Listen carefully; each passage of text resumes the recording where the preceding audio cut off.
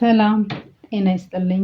ዛሬ የጸሎተ ሐሙስን ጉልባን የገብስ ጉልባን ነው እንዴት እንደሚሰራ አሳያችኋለሁ። ቀጥታ ወደ አሰራሩ እንገባለን።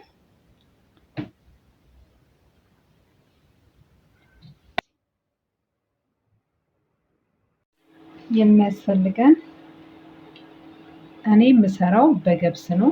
የተፈተ ገብስ አለኝ። ውሃ ዘብዝፌ ነው ያደርኩትኝ እንዲበስልኝ። ገብስ በባህሪው አይበስልም በጣም ስለሚቆይ ውሃ ዘብዝፌው አድሬያለሁ። በስንዴው አይደለም የምሰራው፣ ለየት ያለ ነው። ይሄ ጉልባን ወይም ጥቅጥቆ ይባላል። የት አካባቢ እንደሚባል ኮሜንት ላይ ጻፉልኝ። የምታውቁት እንግዲህ ትነግሩኛላችሁ። እና የተከካ ባቄላ አለኝ። ኖርማሊ በድፍን ባቄላ ነው የሚሰራው፣ ግን ድፍኑን ባቄላ ስላላገኘሁኝ እኔ ለአሁን የተከካውን ባቄላ ነው የምጠቀመው።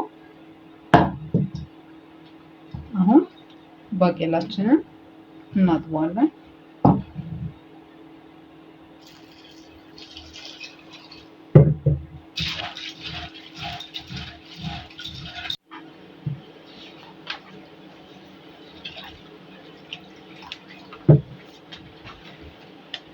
ባቄላችን እንግዲህ ጸድቷል። እንደዚህ ንጹህ ውሃ እስከሚሆን በደንብ እናጥበዋለን። አጥዳለሁ።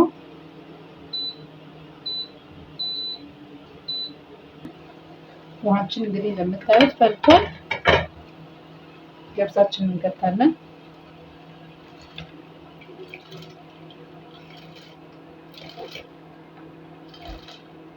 ያው የኔ ትንሽ በዛ ብሏል። ያው ለጎረቤትም ለምንም ስለምትሰጥ ለዛ ነው። እናንተ እንግዲህ የማትጠቀሙ ከሆነ ትንሽ ተጠቀሙ። እኔ ግማሽ ኪሎ ያህል ገብስ ነው የተጠቀምኩት።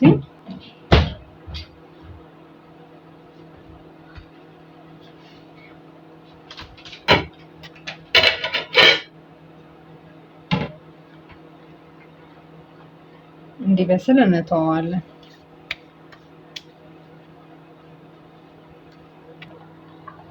ባቄላውን ከታለሁኝ።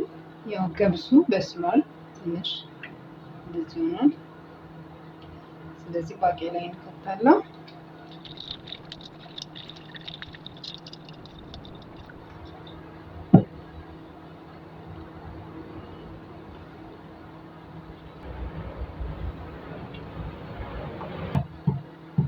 ያው እንዳልኳችሁ ድፍን ባቄላ ቢሆን ተመራጭ ነበር፣ ግን ድፍን ባቄላ በአጋጣሚ ስላላገኘው ነው የተከካውን ያደረኩት እንጂ የፉል ባቄላ ቢሆን ጥሩ ነው። ለዚህ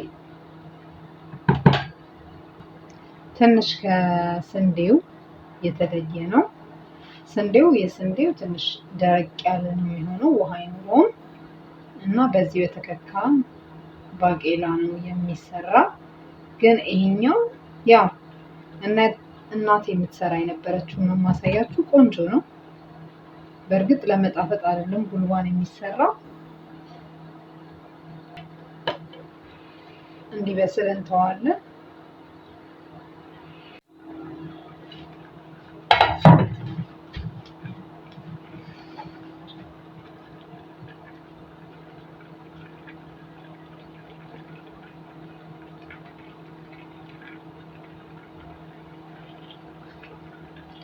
በስሏል።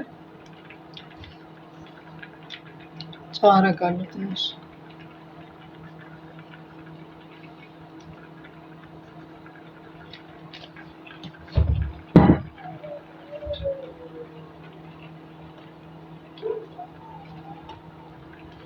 ያው እንደነገርኳችሁ ይሄ ውሃ አለው።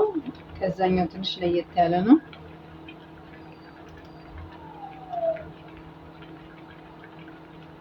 ለየት ይላል ትንሽ። ድርቅ ያለ አይደለም እንደዛኛው። እንግዲህ የጸሎተ ሐሙስ ጉልባናችን ይሄንን ነው የሚመስለው። ሰብስክራይብ ማድረግ እንዳትረሱ፣ ላይክ ሼር አድርጉኝ። ከየት ከተማ ሆናችሁ እንደምታዩ ኮሜንት ላይ ጻፉልኝ። አሁን ይበቃዋል። ስቶቫችንን እናጠፋለን። ኩልባናችን ሬዲ ሆኗል። አሁን ማባያ እናደርግለታለን። እኔ ማባያ የምጠቀመው ሚጥሚጣ አለኝ። እንደገና ደግሞ ብዙ ጊዜ ከዚህ ጋር የሚበላው ምንድነው ጦስኝ አለ፣ የተፈጨ ጦስኝ። ስለዚህ የፈለጋችሁትን መጠቀም ትችላላችሁ። እኔ ግን ትንሽ ጦስኝ ያደርግበታለሁ።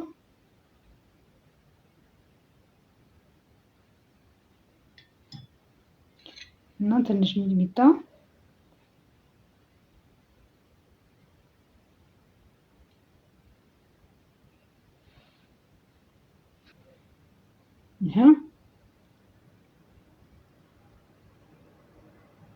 ልክ እንደዚህ